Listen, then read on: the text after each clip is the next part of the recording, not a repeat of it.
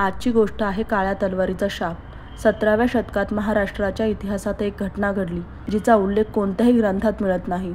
एक तलवार, एक शाप आणि एक मोहीम जिच्यातून परतलेले फक्त काही मोजकेच। ही कथा आहे काळ्या तलवारीच्या शापाची, जी आजही एका अंधाऱ्या जंगलात रहस्य बनून दडलेली आहे। साल 1671, रायगड। एका रात्री तटबंदीच्या गडद सावल्यांमध्ये एक परदेशी घोडेस्वार येऊन पोहोचला। त्याच्या हातात होती एक काळी चमकदार तलवार, पण तिच्या पात्यावर विचित्र कोरीव लेख होते जे कोणालाही वाचता येत नव्हते। तो घोडेस्वार महाराजांना भेटण्यासाठी आला होता। त्याने सांगितले की ही तलवार असाधारण शक्तीची आहे, पण जिच्या हाती ती जाईल त्याच्या मागे मृत्यू सावलीसारखा राहील। छत्रपती शिवाजी महाराजांनी त्या परदेशीची कथा ऐकली आणि आपल्या गुप्तचरांसह ती तपासायला सुरुवात केली। ही तलवार कुठून आली, तिचा खरा इतिहास काय आहे, आणि त्याच वेळी मुघलांनाही याचा सुगावा लागला। महाराजांनी कान्होजी कोंडदेव, यशवंत पवार आणि इतर 5 शूर मराठ्यांना या तलवारीच्या रहस्याचा मागावा घेण्याचे आदेश दिले। त्यांची पहिली दिशा होती दंडकारण्य जंगल, जिथे एका साधूने याच तलवारीबद्दल भविष्यवाणी केली होती। त्या जंगलात प्रवेश करताच वातावरण बदलायला लागले।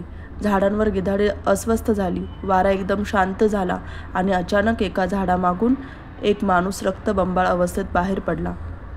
पळा, इथून पळा, इथून पळून जा, ती तलवार तुमचा नाश करेल, असे म्हणताच तो खाली कोसळला। पण कान्होजींनी पाहिले, त्याच्या अंगावर तलवारीच्या वाराचे निशाण होते।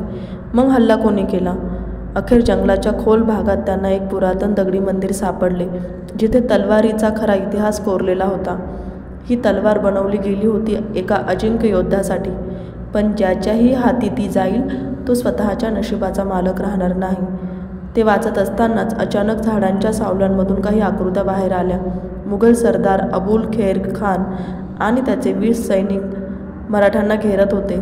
त्यांना ही तलवार हवी होती। ही तलवार आमच्या बादशहाची आहे, ती आम्हाला हवीच, अबुल खैर खान मोठ्याने म्हणाला। पण कान्होजीने आधीच लक्षात घेतले होते, ही तलवार सामान्य नव्हती। जसेच अबुल खैर खानने ती उचलली तशी त्याच्या शरीरात एक वेदनादायक कंपन उमटू लागली। तो वेदनेने ओरडू लागला आणि काही क्षणात तलवार त्याच्या हातातून निसटली आणि अचानक आकाशात वीज चमकली। तलवारीतून एक तीव्र ऊर्जा बाहेर पडली आणि तो जागच्या जागी मृत पडला। कान्होजी आणि त्याच्या शिलेदारांनी मुघल सैनिकांचा नाश केला, पण आता त्यांच्यासमोर प्रश्न होता, ती तलवार आता कुठे जावी? त्यांनी अखेर त्या तलवारीला एका पुरातन दगडी खंदकात पुरले, जिथे आजही तिचा शाप अडकून आहे असं म्हणतात। पण आजही रात्रीच्या वेळी त्या जंगलात तलवारीच्या टोकाचे चमकणारे प्रतिबिंब दिसते। तुम्हाला काय वाटते, ही तलवार अजूनही तिथे असेल का? ही तलवार खरोखर नष्ट झाली असेल का? अशाच रहस्यमय आणि रोमांचक कथा ऐकण्यासाठी आपल्या YouTube चॅनलला नक्की भेट द्या।